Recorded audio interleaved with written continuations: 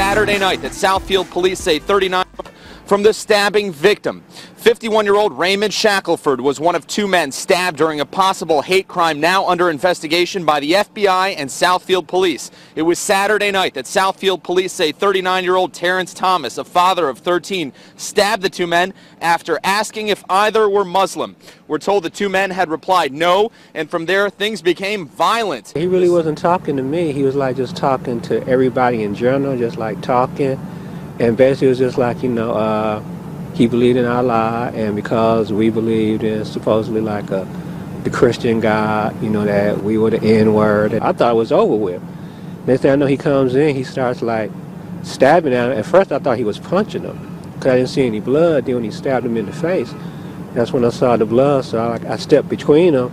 I'm like, man, leave him alone. And that's when he, got me in my left hand.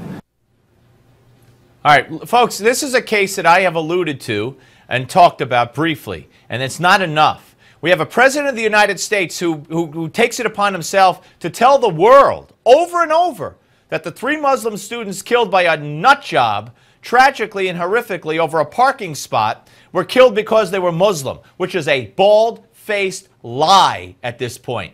Yet, we have a case here in Detroit of a black Muslim going up to people saying, are you Muslim? They say no, and he calls them the N-word and stabs them. That's okay, you see. That's different. That's the kind of country we are, and that's okay. But 3 Muslims killed for any reason, well, they must have been killed because they're Muslim. You get that? Learn that, because that's the way it is. Joining us now to talk about this and more is Warner Todd Huston, writer for Breitbart.com and the Canadian Free Press. And Warner, I got to tell you, this is the fact that this isn't plastered all over the place just speaks to what we face in this country. It does, doesn't it? And even some of the places where it was plastered, the news was misconstrued. It was incorrectly, reported. How so? What did they say when it was reported erroneously? Well, for instance, in the Atlanta Journal-Constitution, their headline was, "Attacker allegedly targeted Muslims." Oh, so they had it all backwards. Exactly. The Washington Post, they completely, they initially reported it was over Islam, but then removed the word Muslim from their headline later on without telling anyone in their audience why they did that.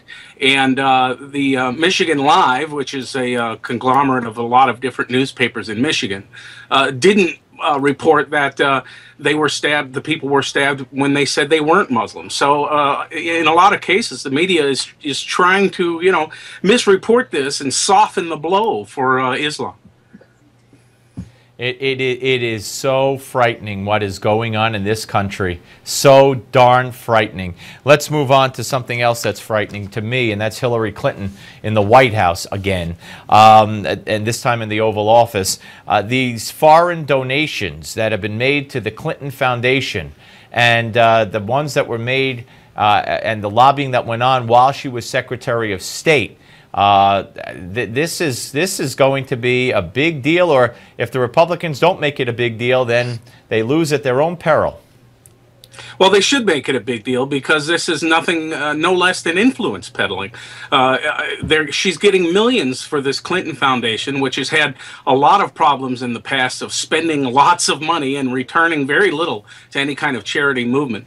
We're getting millions given to the Clintons from Middle Eastern countries, governments, and Clinton had stopped doing this when she was Secretary of State, but as soon as she left, yeah, she quietly changed that and started taking the money again. But she's running for president, isn't she?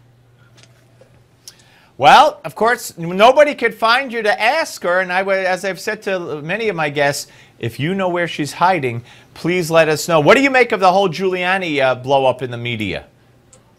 Well, isn't it amazing that he is standing firm with his position that Obama might not be quite as patriotic as past presidents? Well, he didn't. Let's be clear. He specifically said he's not questioning his patriotism when asked about that. Yet the media is saying he's questioning his patriotism. The only person to question anybody's patriotism, interestingly enough, was Barack Obama in 2007 when he questioned George W. Bush's patriotism, called him unpatriotic. Yes, but he that's did. okay, you see. Right, right. It's crazy stuff. It really is. All right, Warner Todd Huston, thank you very much, sir. Great to talk to you. Thank you. All right, we'll be back, ladies and gentlemen, with the Executive Vice President of the Family Research Council and former Deputy Undersecretary of Defense, General William G. Boykin joins us, and, strange bedfellows, former PLO terrorist Khalil Salim. That's right, and they've collaborated on a new book called The Coalition, a novel. And we're going to ask him about, well, you'll see. It's very apropos to what's happening now.